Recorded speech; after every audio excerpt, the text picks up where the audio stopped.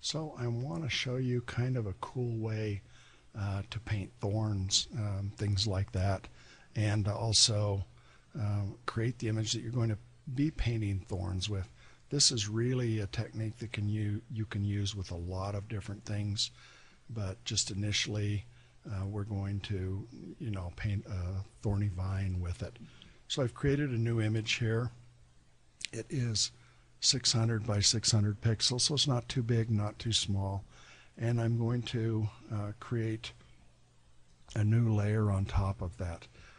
What I'm going to do is I'm going to drag a rectangle across my new layer, and I'm going to go ahead and fill it with, I guess I'll fill it with just kind of a dark brownish color. Maybe I want to fill it with a gradient though. That'll give me kind of a good start. So let me go ahead and I'm going to fill it. I'm going to fill it with a gradient though, and I'm going to fill it with a 2-point gradient, which is what I've got here. Tolerance is fine, feather is fine. I'm not too worried about that. I guess I could feather it a little bit if I wanted, and that'll be fine.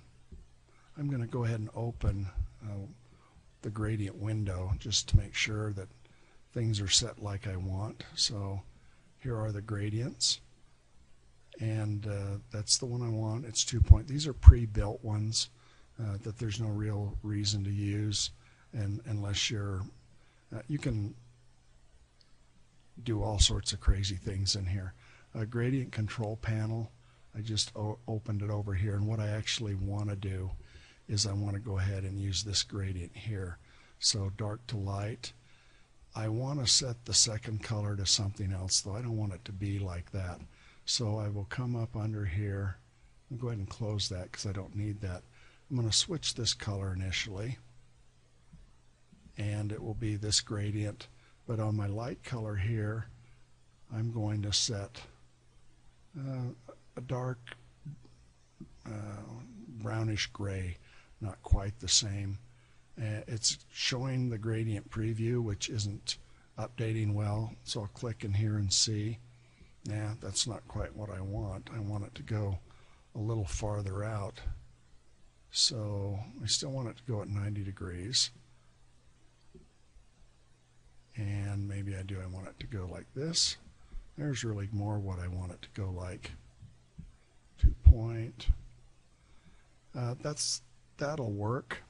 I don't really want the white band in here, and quite honestly I'm not quite familiar enough with the interface, except let's see, edit gradient. This may do more what I want, and it will. So I'll go ahead and edit the gradient down here to be more what I want it to be.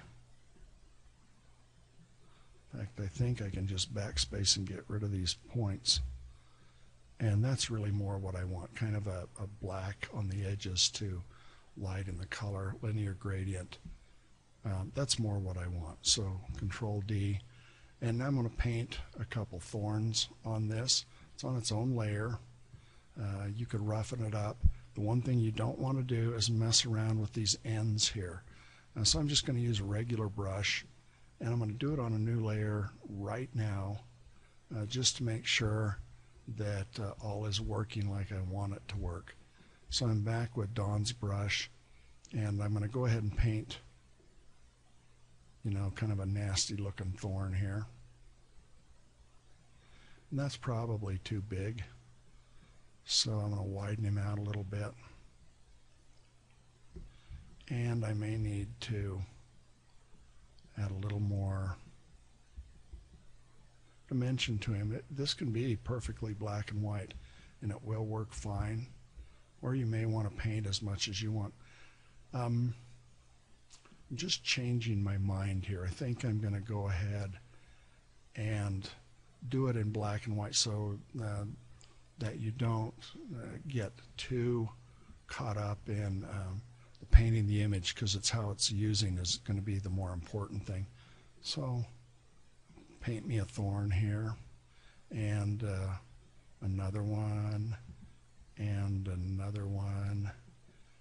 The They're pretty sloppy. It's okay because I'm going to be changing the vine there on to black. Another big nasty one here. And I will be cleaning up the edge of these using the eraser like you saw me do earlier, just because it's so nice, relatively speaking, to clean it up that way. I get a lot sharper points than I do if I do it this way. I actually might leave the vine the way it is because it's kind of nice to see these kind of individual interior spots. And put a big one down here. And when I've got what I want, then I can go ahead and quit, put a few little extra bumps just to maybe make it look a little nastier. This works with anything. That you could do this with tree trunks. You could do it really almost essentially anything that you would want to. So I'm going to sharpen my thorns a little bit using my eraser. And they can be pretty nasty looking. And since I'm not really worried about a sense of reality, yeah, I'm pretty just kind of chunking them away in here. This is a nice effect though, when you know how to use it, and you can find you'll start using it for a lot of things. Okay, so here's essentially my thorny vine. And again, well, that's kind of reverse, that one, so that was not that good either. So I'll just make that a little bit more thorny on these guys down here. So there's my thorny vine, and I'm going to go ahead and combine these two layers together. So I collapse them into one, and now kind of the coolness comes in, and then that I'm going to come up in here, and I need my patterns menu right now. So window, media library, patterns, and close the gradients. I don't need it right now. And where did it hide my patterns? Maybe I already had it open. Let's try again. Whoops. Patterns. Okay, it was over there. So sometimes I don't see where they open, and I have to open and close them a couple times to get them to work. Okay, so here's my patterns library. I actually need pattern control panel. So I'll drag it over here so it's easy to see and you can see what I'm doing. And now what I'm going to do is I'm going to capture a pattern. And this shows me this icon here, and something really strange appears to have happened. But this is perfectly fine, and this is what I want. It's seeing the transparency of the layer, and that's exactly what I want to be happening. So I'm going to go ahead and call it Thorns and hit OK, and it saved it. And it should come up as the default pattern here if all goes well. That's perfectly fine. Now I'm going to go ahead and minimize this, and I'll create a new image, and I'll make it a little bigger. 900 by 900 is fine. And you can actually go in and fill an image with a pattern. So I've got the thorn selected here. Go fill. Here, source image will fill it with the pattern. And there you go. Looks not too good at this point.